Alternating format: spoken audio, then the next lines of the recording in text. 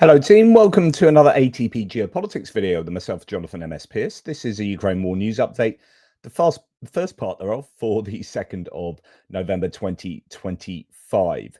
I'll be giving you the latest on what's been going on overnight, the hits and losses, the strikes that have been taking place, particularly inside Russia, as Ukraine has had another night of some fairly significant hits. If you haven't already, please like, subscribe and share, and do all that usual YouTube stuff. That would be absolutely fantastic. Right, let's get on with it. So we go to the Ukrainian general staff figures for the Russian losses for the day before. All the usual caveats apply. You can find them linked in the description below. 940 personnel lost is a slight uptick from yesterday, but still below the 1,000 arbitrary threshold that I talk about a lot. No tanks lost yesterday. 4 armored combat vehicles, and yet we have 121 vehicles and fuel tanks. So still some significant losses in that category, and the personnel losses are pretty good for Ukraine, although they are below 1,000. So I think there's still a lot of activity taking place along the front lines. 25 artillery systems, that's going back up to the daily average there, which is decent for the Ukrainians. Okay, so those are the numbers. Let's now look at a few personnel issues or claims. I find this interesting. So the Kucherev Yar clear out that's taken place and the Bunny Ears area of the Dobropilya sector, where you've got Zoloty Kolodziaz, and just below you've got Kucherev Yar, down to Vilna, Nova Shakove and Shakove here. You've got these clearing operations that are taking place. Just, I will say it again, says this source, Astrai Intel. Kucherev Yar was epic. Sersky got revenge for Ilovaisk. So Ilovaisk was a massacre of Ukrainians back in before this iteration of the war started. So I think that's probably, I can't remember, was it 2014? So Sersky got revenge for that, both for his own name and for all of Ukraine. Okay, a lot of rhetoric there, but I wonder how successful this was, how many Russian soldiers were both eliminated and taken prisoner, and you know how successful it was in, because essentially you had an encirclement of Russian troops here, and that encirclement was in one way or another taken out, and they are trying to do the same further to the south there. So anyway, just interested in that. Also, there's a claim that there's a place called Plavny. This is, just if you don't know where we're talking about, Kamyanska, which is on the very edge of the Zaporizhia reservoir, which is now less of a reservoir, more of a former reservoir that's pining for the fjords. The Ukrainians have cleared the Russians out of Stepnohirsk here, but they are still present in a place called Plavny, just north of the river as it comes into the reservoir. And it looks like paratroopers from the Ukrainian 7th Airborne Division have infiltrated and established themselves northwest of Kamyanska in that Plavny district. So it could be some success here for the Ukrainians in working to clear out the Russians. This was a worrying area that I was saying. There are a number of very worrying areas on the front line. I think south of Pokrovsk, the Russians are just freely advancing there. It's definitely a worry, as they're absolutely moving through southern Donetsk there and into Zaporizhia. But in this area, this was a concern, because the Russians were getting further and further to the north and getting closer and closer to Zaporizhia city itself. And it looks like the Ukrainians have been able to get a handle on that. So that's good news in that direction. Okay. There was lots of talk about Pokrovsk yesterday, with the claims from the Ukrainians that, you know, Budanov was in the area, was coordinating a special forces attack involving a helicopter to free up the logistics route to the northwest of Pokrovsk. The Russians then came out and claimed that they killed all 11 of the people there. And some were saying, well, I'm not sure. I think there were more than 11, and there's absolutely no evidence provided by the Russians, but actually no evidence provided for the success by the Ukrainians. So who knows what happened there? But certainly, there certainly seems to be an awful lot going on in Pokrovsk, and it could be ahead of an operation withdrawal from there, or on the other hand, it could be to maintain presence in both Myrnihad and Pokrovsk, but it's very precarious for the Ukrainians there. Now we hear from Agence France Presse that 2 North Korean prisoners of war in Ukraine have requested to be transferred to South Korea. According to the South Korean intelligence service, North Korean soldiers are routinely ordered to commit suicide to avoid capture and, in particular, to detonate grenades when wounded. We've heard that since the beginning of their deployment. South Korean intelligence stated in September that approximately 2,000 North Korean soldiers had died in combat during the Russia-Ukraine war. So they've taken some fairly significant losses up there in the Kursk region. Okay, what do we have here? So Ukraine has improved its tactical positions in several blocks of Pokrovsk, is the claim. According to the 7th Army Corps, over the past week, 85 Russian troops have been eliminated in the city. Successful non-parachute airborne landing was carried out. So that's that special forces attack I was referencing, involving air defense, electronic warfare, and drone units. So this video details a lot of strikes within the Pokrovsk area, the city area, and claim is that the 7th Army Corps are doing a good job of stabilizing. But again, that's just coming from a Ukrainian point of view. Take that with a large pinch of salt.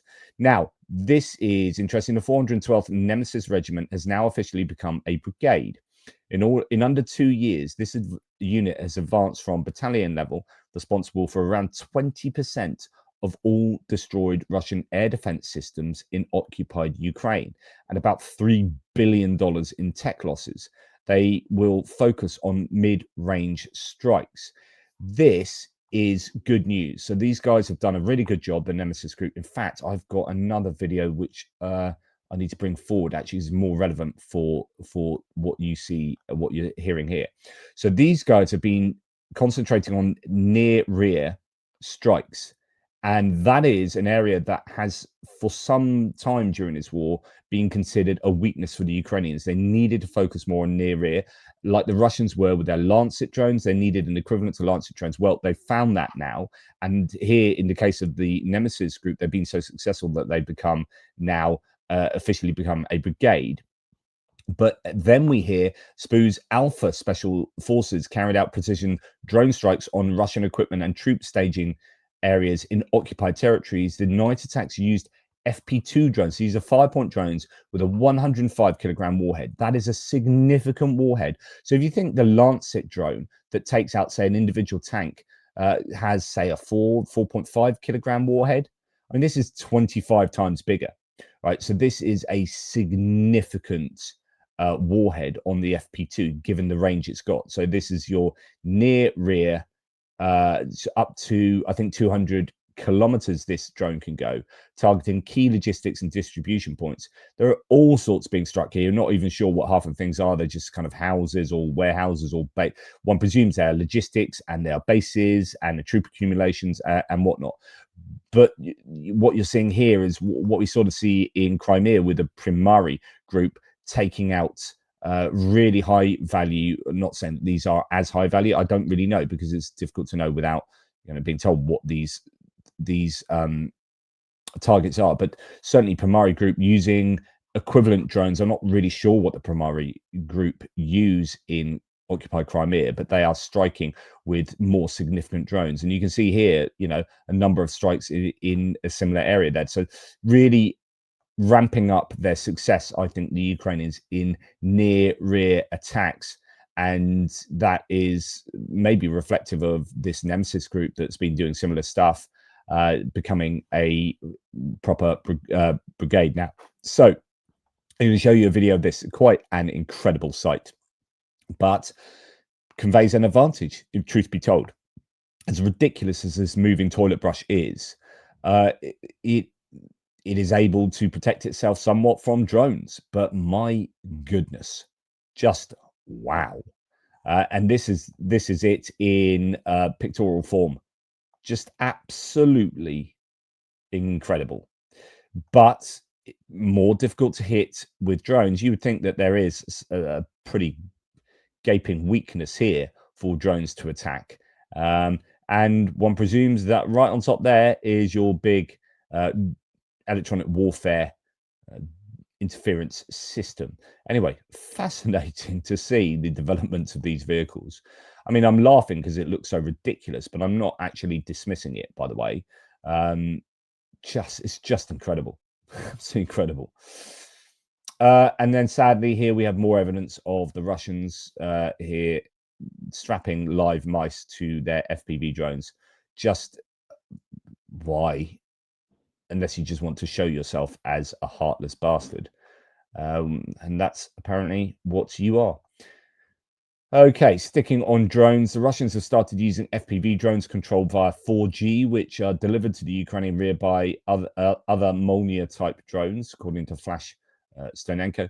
FPVs are mounted on Molniyas, which fly into the rear of the range of several dozen kilometers, after which FPV takes off. So you've got an FPV drone on top of one presumes a relay, kind of repeater, fixed-wing Molniya drone, guided via Ukrainian LTE network, and then searches for a target. So, as you know, it's not using it as a repeater. I do apologize, of course. The whole point of this is it takes off from the fixed-wing drone, and then I presume, therefore, keys into the mobile network and uses 4G to strike at whatever it can find. That's a concern for the Ukrainians there. Now, 5 rail cars carrying oil products have derailed near Komsomolsk Murmansk station in the Murmansk region. So that's up Finland's way. This is a long way away. And yeah, it is, I presume, sabotage, but I don't know. It might just be a railway mistake. And then we have this, which I could put in my strikes section, really. This is a tugboat on fire in Russia's Kavkaz port, which is this little sort of isthmus, or is it an island? No, it's an isthmus, I think, just off the Kerch Strait area, so very close to the Kerch Bridge.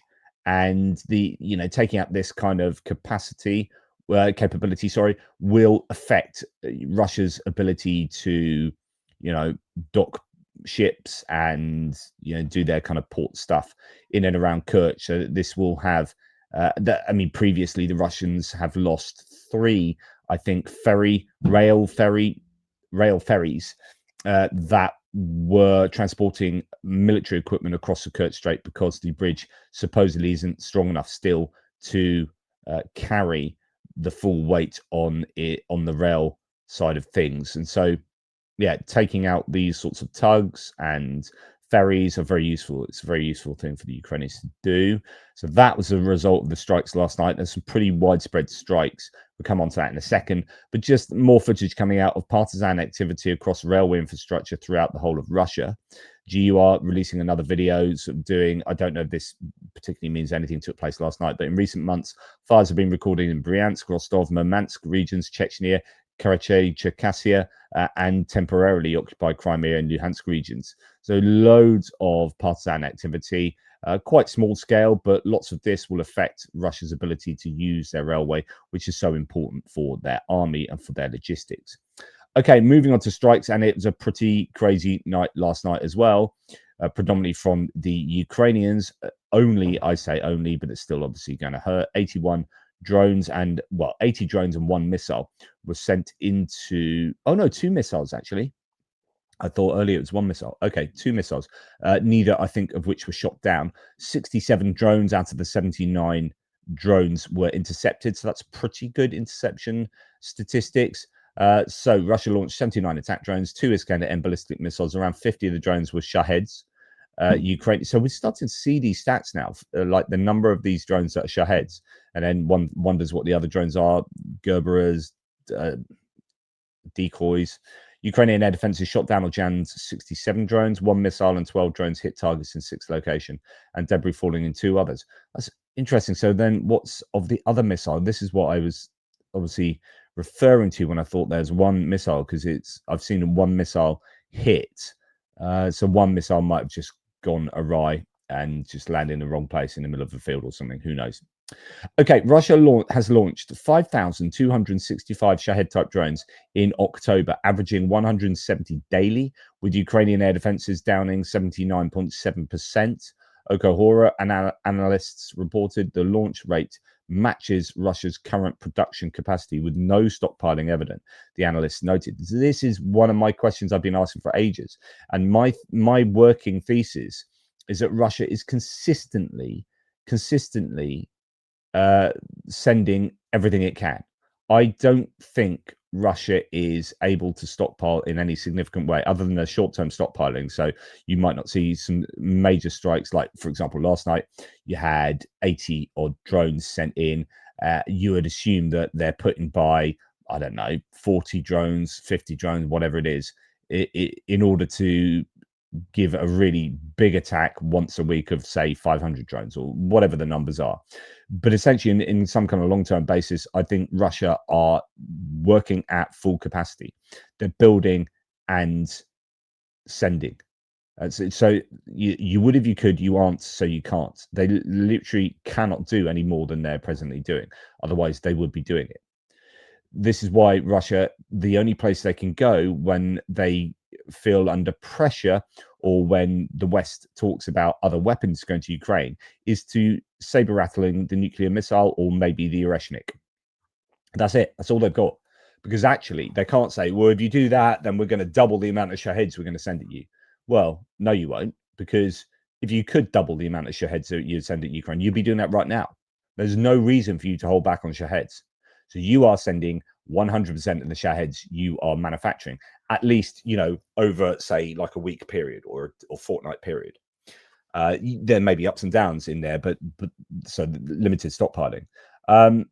Yeah, so these are interesting stats. These look like stats that show, so since August, the number of drones landed by electronic warfare is no longer published separately. So you had electronic warfare. So if you remember, these blue sheets did separate out the electronic warfare from the kinetic interceptions. Now they don't do that. And they didn't do that all the time either. So it's something they brought in and then they stopped doing. Obviously, it was not very sensible for OPSEC. But what you do get a sense of is how many of these drones reach their goals, and you can see that even though this last month fewer drones have been sent, a greater proportion of them reach their goals, and that's what I was saying, that the percentages haven't been nearly as good. So when we go back to here, like, look at the reds. This is where I was saying, look, 95 to 100% of drones were being shot down routinely every night, 95%. And it's bad when it was like 85%, but generally you had really good interception rates. And then around this period, something started happening. So they changed their tactics, they changed their technology, and they had more capable drones, or drones that could evade electronic warfare or indeed air defenses better. And that's been increasingly the case until this last month, where fewer drones were sent. So that's interesting. Have Ukraine done a good job, or done a job in constraining their production to some degree? But even though slightly fewer drones were sent, more drones got through. Yeah, so that is a challenge for the Ukrainians. Okay, Russia attacked last night southern Ukraine in the Odessa region. 5 trucks caught fire at a parking lot, killing 2 and injuring 1. In the Dnipropetrovsk region, 4 people were killed, including 2 boys aged 11 and 14. Oh my goodness. 10 more were injured and several in serious condition. I mean, just, bastards, essentially. So those are the trucks on fire there in Odessa, which can now be seen in daylight, looking like this. 2 civilians killed here in these attacks. Attack drones hit a truck parking lot in Izmail. Again, this has to be pure terrorism. An attempt to scare lorry drivers so they refused to transport goods to the port. 5 trucks were destroyed. And there you see it. These trucks laid waste. And yeah, another ballistic attack has injured another 8 Ukrainian civilians in Dnipropetrovsk. A missile hit near the town of Samar. All the victims were hospitalized, with half in serious condition. Samar is somewhere that was hit months and months ago as well, so there must be something there, one presumes, that the Russians are going for. ballistic missiles being utilized there. I don't know if there's anything else. Also, terrorist attacks in Sumy region. So this was released last night. A 29-year-old man was injured when a drone safari targeted his car in the Seredino Budska area. Meanwhile, this minibus was hit in the Mykolaiv village. Only the driver was in the vehicle and he escaped, luckily. Goodness me. Just, again, terrorism, sheer terrorism. Chernihiv region hit with ballistic missiles last night. Russia struck the Mensky district, an area east of Chernihiv city, with 2 rockets. An agricultural enterprise is said to have been targeted. There's no news on casualties. So I don't know if those are missiles that didn't quite get into the overnight strike numbers. Maybe it was a little bit earlier. That was 15 hours ago. In the other direction, there appeared to be a number of attacks by Ukraine on targets in Russia, particularly active in Krasnodar region. At the Temryuk seaport in Krasnodar Krai, anti-aircraft fire can be heard as drones try to hit the terminal, which ships 2 million tons of fuel a year. So that's kind of where we're going to look at both Tuapse and Temryuk being particularly featuring particularly in the news. Now, before we go there, Russia struck Ukrainian nuclear power plant substations for the first time since December the 2024 on the 30th of October, so a few nights back, with damage indicating Russian energy experts, including from Rosatom, were involved in planning the attacks, Ukraine's foreign ministry said. In other words, it looks like they were hitting things very particularly that you would only know about if you were an expert in nuclear energy. So yeah, that is very, very worrying indeed. Now, so going over to what Ukraine achieved last night, the number of airports forced to shut down in Russia reached 12, which is one short of the record, that says Tim White, as well as those below. All sorts of airports, Sochi, Gelendzhik, Krasnodar itself, it's only just reopened, I believe. Orenburg, Ulyanovsk, Tatarstan, Kazan, Nizhnekamsk, and Bugulma also had to close, so on and so forth. Indeed, in Sochi, they were handing out inflatable beds to people who were seeking to protect themselves. So at Sochi Airport, well, not protect themselves, just to sleep for the night. At Sochi Airport in Russia, nearly 20 flights have been delayed due to a drone attack. Most departures from Sochi have been postponed by 4 to 5 hours. Some delayed by as much as 11 hours. Currently, 17 departures remain delayed. Passengers are being given inflatable mattresses. So they're not very happy there. Okay, so what took place? Well, 2 things really. 1, ports were attacked, and 2, substations were attacked. So those are the main focuses, it appears, last night. Now, something to note, and someone said this in my thread yesterday when I was asking, look, if there were these huge drone attacks 2 nights ago, when I said somewhere between, 200 drones and 700 drones, depending on who you're listening to, but more likely around 250 sort of drones, I would have thought, sent into Russia 2 nights ago, and yet there's very little information coming out. But someone reminded me, and I completely forgot this, that of course Russia has now really clamped down on mobile phones and access to Western social media. So now all new phones are preloaded with the Max app, and other phones have been asked to upload the Max app, or download it, sorry. And that keeps an eye on everything you're doing on your phone. And then they're blocking, unless you've got a VPN, all sorts of different, WhatsApp, Telegram, all these other social media outlets where you are going to see these videos. So it is almost certainly the case that it is much more difficult for the average Russian citizen to get footage of strikes that have taken place inside Russia out to the outside world. And if they can do it, then they risk getting arrested much more than they previously would have done. So there is a very good reason, perhaps, why we are not seeing, because I've been rather pessimistic, thinking we've not been seeing the evidence of all these huge drone attacks, because actually most of the drones have been shot down by air defense. Now, while that could be true as well, it could also be that you're just less likely to see social media evidence of, open source intelligence evidence of these strikes. So Last night we had strikes on Tuapse. Again, we've seen refineries get hit around, or port infrastructure hit around there previously. Those unmanned sea vehicles, remember, got to Tuapse, and one got into port and then hit some of the port infrastructure. That was, I don't know, 3 weeks ago now, something like that. The strike against the Russian oil terminal in Tuapse has not only damaged port infrastructure, but also at least 2 oil tankers belonging to Russia's Shadow Fleet. Now, when I was speaking to Will Teal, your oil refinery expert, we were talking about this, and I was saying, look, why did that go around the back, not hit the ship, go around the back of the ship, that USV, and then hit the kind of jetty? And he said, well, actually, that's important because that gets the oil out to the ships along the jetty, and if you hit that, then it stops that working. I said, why didn't it hit the ship? Because, and I posited that those ships might well be foreign ships, even if they're kind of shadow fleet. They're flagged sometimes, foreign flagged, and so that could cause a real controversy if the Ukrainians are seen to be blowing up foreign ships in Russian ports. And he said, no, they're all part of the Shadow Fleet, and anything that's there is going to be fair game, pretty much. And he was saying that, look, they should take out. He was talking actually more about Ust-Luga up in St. Petersburg. I was going to say Peterborough then, in St. Petersburg. And he was saying, look, you think there's a ship that was hit there and that is still sunk in position.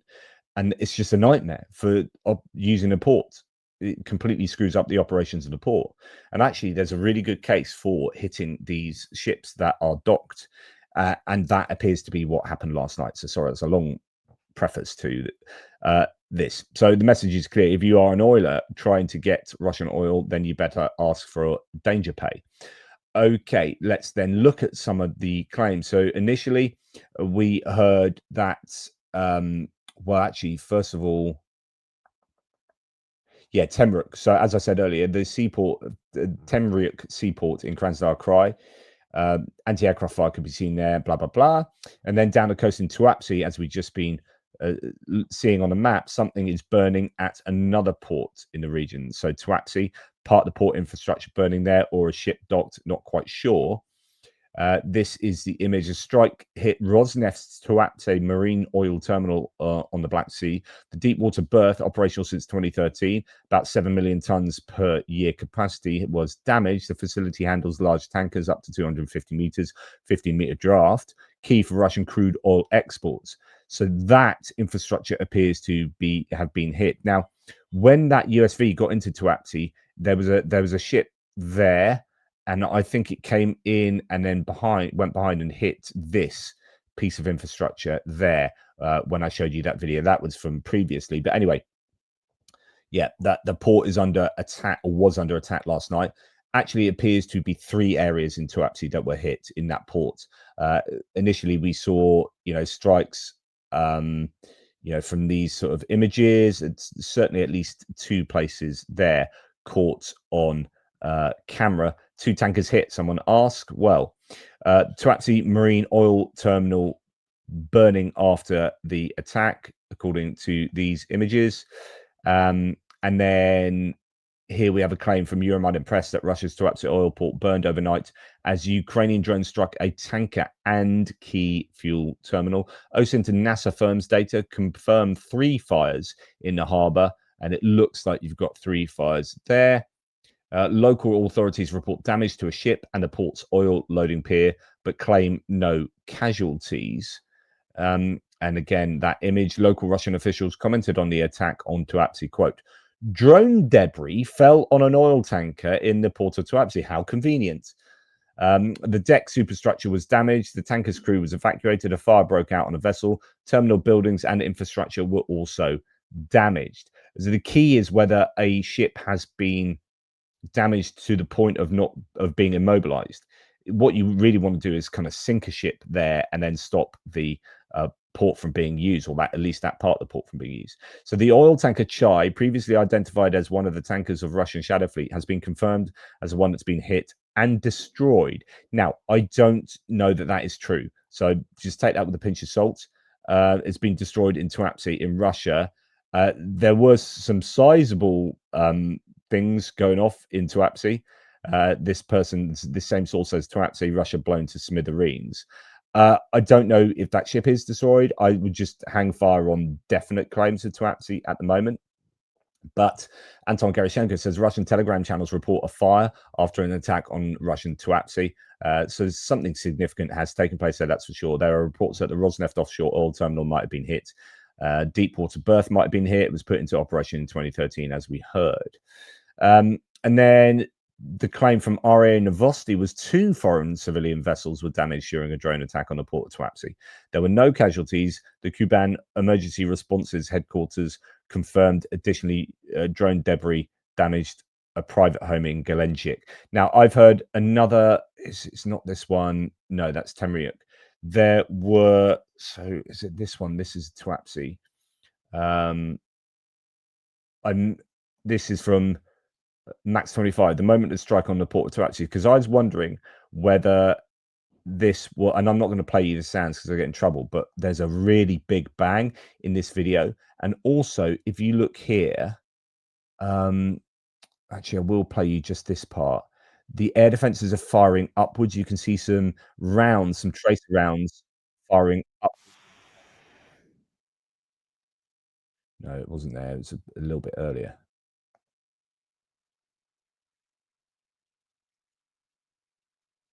I thought it was. Yeah. So now I'm going to play the whole thing. Oh yeah, you just saw them there. Damn it.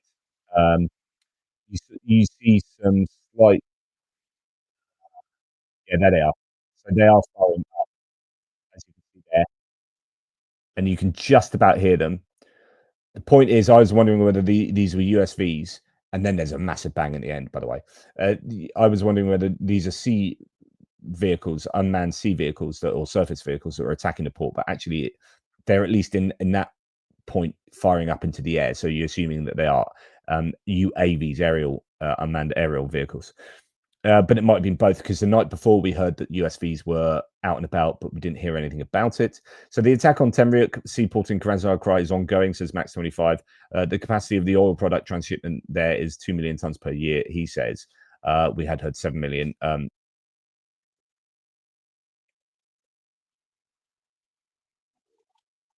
Anyway, just lots of sounds of air defense and explosions and whatnot. So 2 ports were definitely targeted. Right, then we're going to go on to energy infrastructure, notably substations. So Ukrainian drone commander Robert Brovdy has mocked Russian blackout, saying, "Get your battery-powered garlands ready." He's warned that Russians should expect unpredictable strikes on the energy system, writing that, quote, "The flight of the free bird is unpredictable and not on schedule."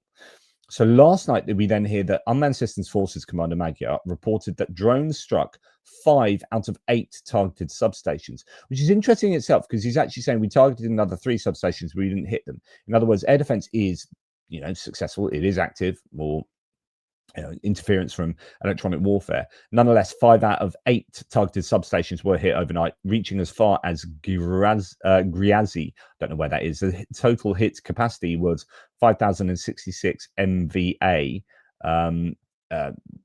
with one target hit jointly with the special operations forces. So special forces there. Oh, actually, that's where the place is, Griazi. So not massively far from Ukraine, sort of halfway between Ukrainian border and Moscow. And yes, a lot of people talking about that. Ukrainian drones hit key infrastructure overnight. The oil terminal in Tuapse, we heard about 500 kilovolt substation in Lipetsk, Oriol's power plants.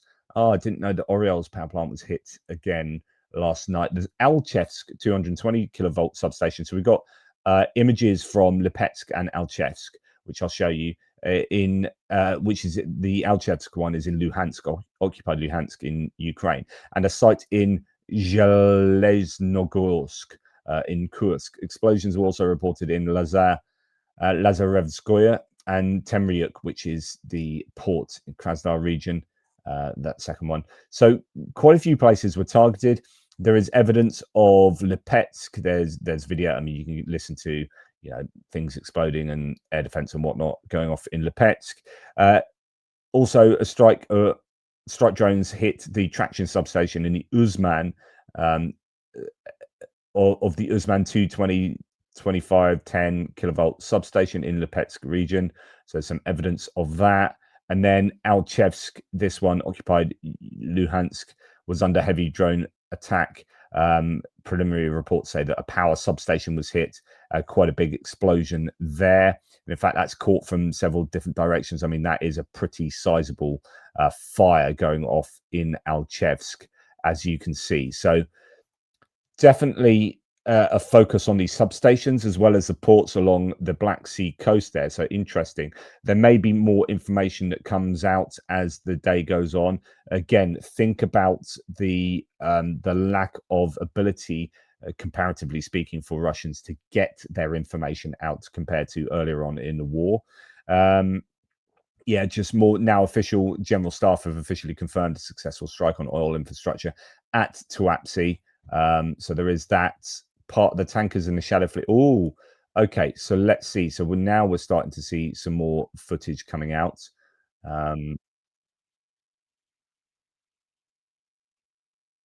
So they're fishing, just fishing at the side here. I don't know what this shows us particularly. There doesn't look to be any damage there. I don't know what part of the infrastructure this. One of the tankers of the Shadow Fleet allegedly attacked in the port. Well, that seems to look okay to me. Yeah, the Shanghai bulk carrier, not a tanker. But yeah, so I'm not really sure. We'll get a better sense as the day goes on, no doubt. But certainly some significant fires in Tuapse. Just seeing, no, I don't think there's anything else worthy of note. Okay, right, going to other bits and pieces. We have Ukraine claiming they're forming a new Air Force command for drone-based air defense systems. So I think this is going to be for interceptor drones. This structure will oversee interceptor drone units, specialist training, and the development of infrastructure for operator preparation, part of a broader efforts to build a layered, more effective air defense system. You had Robert Brovdi announcing just yesterday or the day before, I can't remember, that he was going to be recruiting 15,000 people, half of them from outside of the armed forces, civilians with the desired expertise, to help plug a gap or to expand the effectiveness of the unmanned systems forces. Now, one of the challenges is Shahed drones at the moment are getting through to a much greater degree, as we already know. Look at this graph. So how do they deal with that? Well, you've got this new technological development of interceptor drones, but for each interceptor drone, you need a radar, you need a team, and you need an operator, right? And so, yeah, that's great that the UK is providing however many thousands of interceptor drones a month. Is it 2,000 a month or something? Then the Ukrainians are building 500 to 600 a day right now, and they're looking at scaling that up. And then you've got other nations helping out as well. But yeah, great. It's great that you're getting all that kit. That's brilliant. But you've got to use them. And that requires people. And you just don't have enough people to operate these. So this is why you're seeing these new announcements in terms of new forces being put together. In this case, specifically, it seems for interceptor drone units. And you got Robert Brovdi saying, Magyar saying we're going to be increasing our numbers by 15,000. So, yeah, a layered, more effective air defense system is what they're looking for there. Okay, Phillips O'Brien said, well, actually said this yesterday from the attack 2 nights ago. We still don't really know what happened 2 nights ago, considering there were supposedly so many drones used.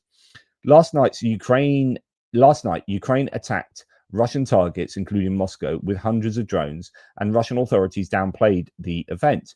3 years ago, we were told, and this was coming from people like Elon Musk, if Ukraine attacked Crimea, Russia would go nuclear. So Elon Musk refused to give the Ukrainians the ability to use Starlink to attack Crimea with unmanned surface vehicles, because he said his reasoning was there was going to be a nuclear war, and he's been dooming about nuclear war ever since. It's gone a bit quiet on Ukraine, actually, more recently. He's more talking about a civil war taking place in the UK now and trying to upset British and European politics. But anyway, there's all this like, oh, nuclear war, nuclear war. It never happened. We're 3.5 years later, and we're seeing drones give blackouts in Moscow, and drones take out port infrastructure in Tuapse. Sevastopol has been cleared out because the Russians couldn't hold on to it. It's untenable, so they've gone down to Novorossiysk.